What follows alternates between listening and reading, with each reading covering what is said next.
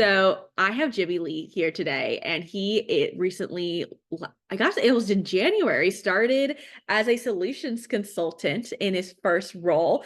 I would like to say Jimmy really brings a unique set of experiences into the pre-sales profession. So he had a background as a strategic account director, and then when I met Jimmy, he was a master's student at Penn Engineering. So he has a little bit of a technical side, but it's always been a pleasure to have Jimmy in our cohort number 8. I'm going to let him do a better introduction of himself than I just did. But Jimmy, welcome. We are so happy to have you here. Hey Nina, hey Liz, hey everyone who's joining. It's great to see you both again. Yeah. Yeah, I am calling in currently from a call pod from our office. That's why my name is not showing up. Um, our office is based in Vancouver, so I'm calling in from the West Coast. And yeah, I'm so glad to be here today to share my story and hopefully inspire you of how I made the transition and tell you a little bit more about my PSA journey. So my story really started back in 2020. It's actually like 4 years since the pandemic was been officially announced, like it was a thing. At that time, I was an account manager at an IT research firm. So just to take a step back, I have a background in sales, customer success, teaching, and computer science. So at that point, I graduated with an undergrad in business, and I was 3.5 years into my first job as an account manager. When the COVID pandemic started, I was at a point of my career where I was seeking for some more growth opportunities. At that career, I had a lot of experience doing customer facing work, and I loved interacting with customers. That's one thing I learned. The second thing I learned is that I really want to make a greater impact for my customers beyond just talking about commercials and talking about money. I want to get more technical, and I want to help solve their problems on a more impactful level. So I came across an opportunity to go back for more education, and I got into a master's program that was specifically designed for people without a technical background in computer science. So I made a really bold and brave decision to go to grad school full time, which means I decided to quit my full time job. And yeah, that kind of kicked off my career transition. Since then, I started teaching as well as a teaching assistant. So I taught a computer systems course at the University of Pennsylvania, and that lasted for about a year. And during that time, I was also exploring postgraduate plans. I was really struggling to think about a career path that would allow me to combine my previous background in sales, business, and also combine my new skills and teaching and also computer science. So um, that that was my frame of mind. I was in transition. I had this big direction in mind. Um, what happened next, I'm gonna take a pause here, and I'm gonna fast forward to the end of the story so that you guys know where I'm heading. Um, I attended a office site visit about a year ago in Vancouver, and this is like based in Mount Pleasant. This is the tech hub in Vancouver, and we visited some offices, Microsoft, SAP, all the big tech names. And I just remember going to those offices and just thinking, wow, this is pretty cool. And Vancouver is such a great city to live in. At that time, I was in Ontario. The winters were long, really cold, lots of snow, and Vancouver was really appealing. So now I'm kind of working at Mount Pleasant, which is the tech hub at a company called Truly You. This is a company that provides technology to help companies verify the identities of their potential customers or business partners. And I'm 2 months in. I just celebrated my 2 month anniversary earlier this week. Um, and it's surreal.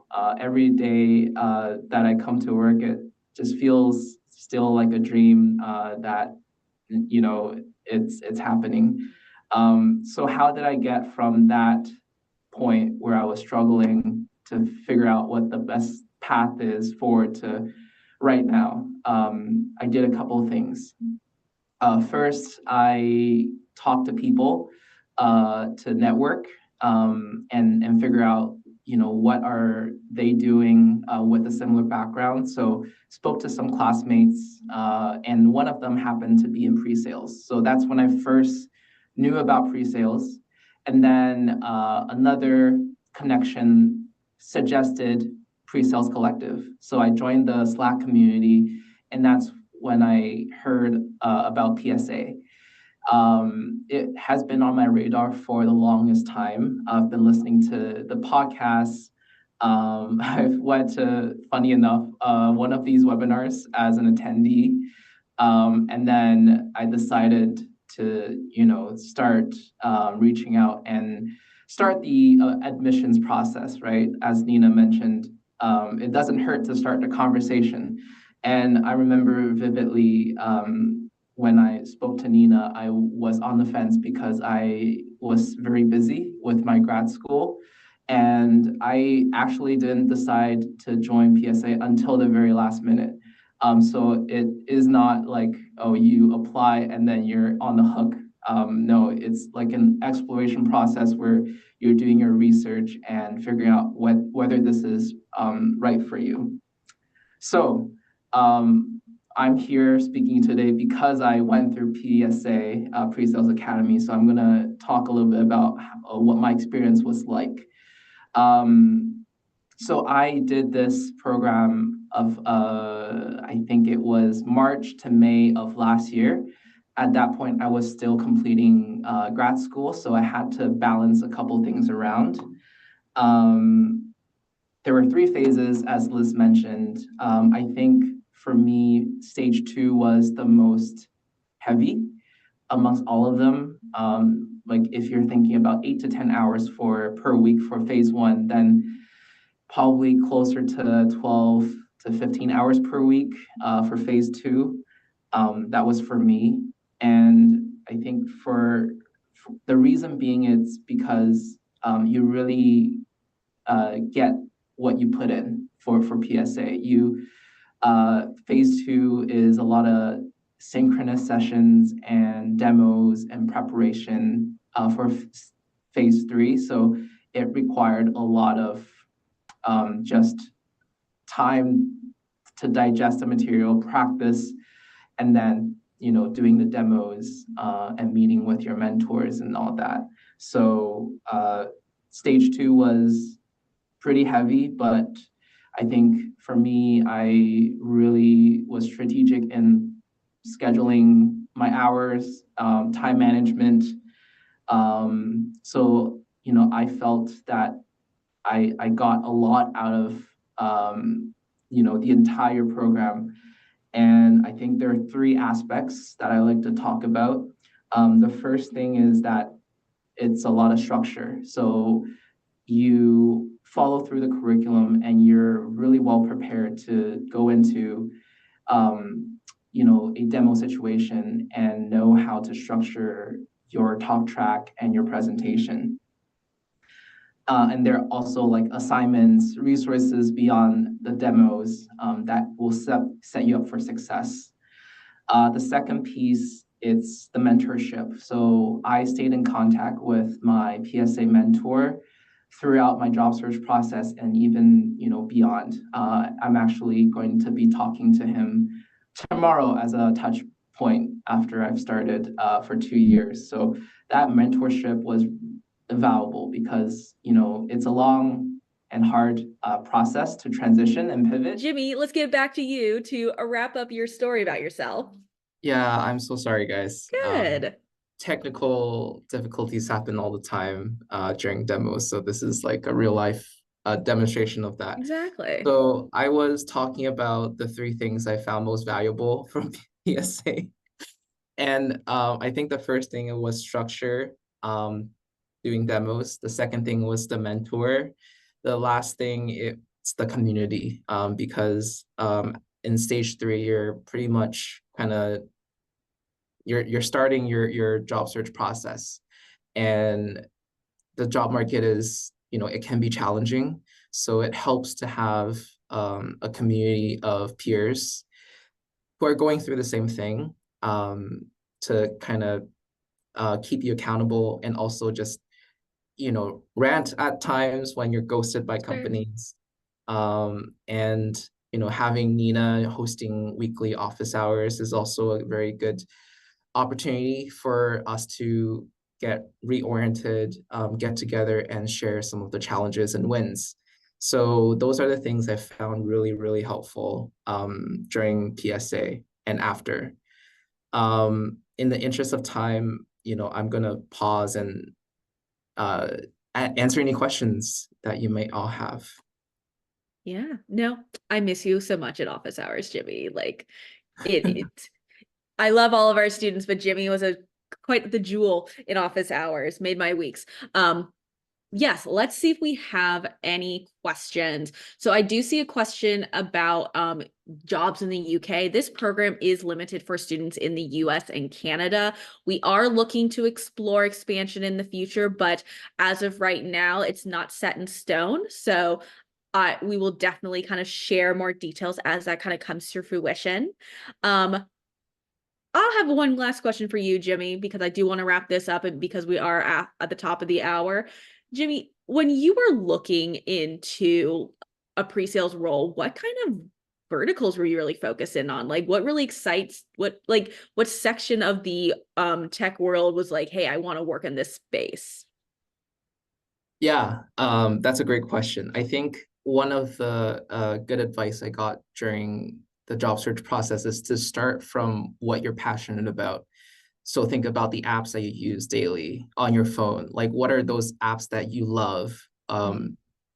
Think about, what you do day to day in your job. What are some software that you use daily? Like if you're in sales, Salesforce is like, equivalent to like the most well used application out there. So because you're so familiar with those apps as a user, you will have the passion and the knowledge and the experience to talk about those in interviews.